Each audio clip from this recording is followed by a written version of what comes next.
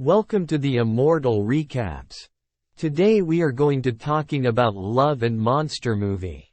The chemical fallout from the explosion of an asteroid heading for Earth causes all cold-blooded creatures, such as frogs and snails, to evolve into enormous, violent monsters.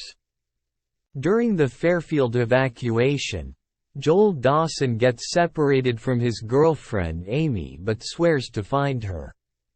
When his parents' automobile is crushed by a monster's leg, he witnesses their deaths. Joel, now 24, lives in one of numerous subterranean bunkers known as colonies 7 years later. Except for him, the other survivors have romantically hooked up while fighting monsters and foraging for supplies. Joel is assigned to work as a cook since he is known to freeze in risky circumstances. When a gigantic ant infiltrates his colony and kills one of the survivors, Joel decides enough is enough and embarks on a mission to reconnect with Amy so that he does not die alone. Despite their fears that he will perish, the other survivors give him a map and a crossbow. Joel is assaulted by a large toad monster while passing through the suburbs, but is saved by a stray dog named Boy, who accompanies Joel on his adventure and warns him of poisonous berries and other hazards. Joel is trapped in a nest of worm monsters known as sand gobblers until he is rescued by two survivors, Clyde Dutton and his adoptive daughter Minnow. They're making their way north to the mountains, where the cooler weather and greater height mean fewer monsters. They teach Joel fundamental survival skills like as fighting, detecting danger, and finding food.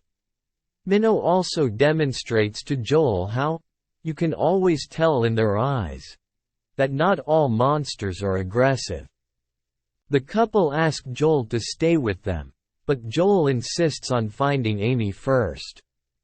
Clyde gives Joel a grenade as they part ways. A gigantic centipede monster attacks Boy while Joel goes west. Joel freezes, but finally shoots and kills the creature with his crossbow, rescuing Boy.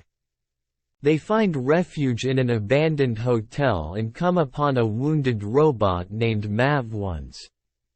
Before her battery expires, Mav-1 powers Joel's radio long enough to contact Amy, where he learns that fresh survivors have arrived at her colony and promises to take them away to safety. The next day, Joel and Boy are assaulted by a queen sand gobbler. They try to conceal, but Boy barks, revealing their location.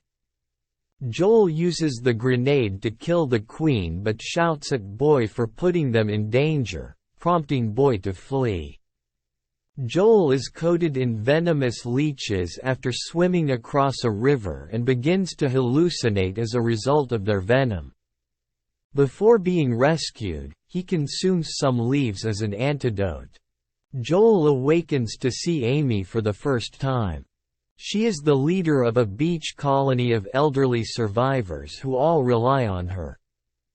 Joel meets the new survivors, commanded by Cap, a former Royal Australian Navy sailor who has acquired an old yacht.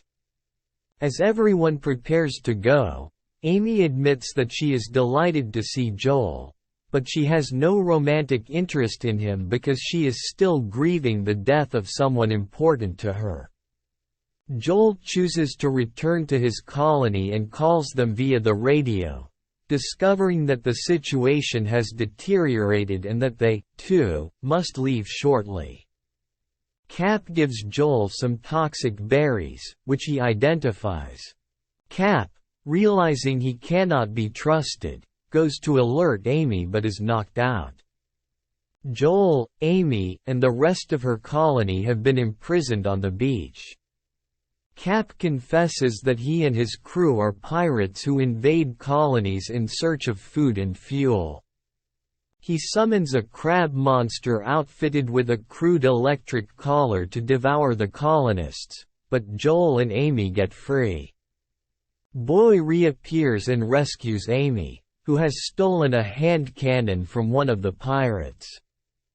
Joel is going to kill the crab, but after staring into its eyes, he realizes that the animal is not aggressive and instead uses the cannon to shatter the collar.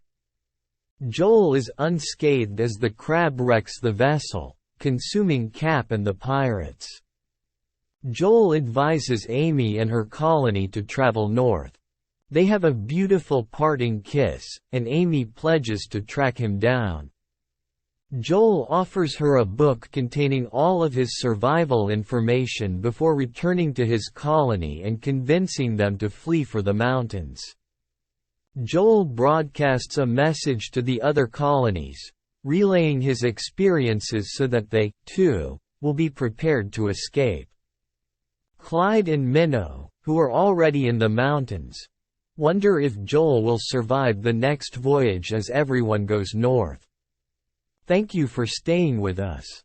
Remember to subscribe to our channel. See you in the next episode.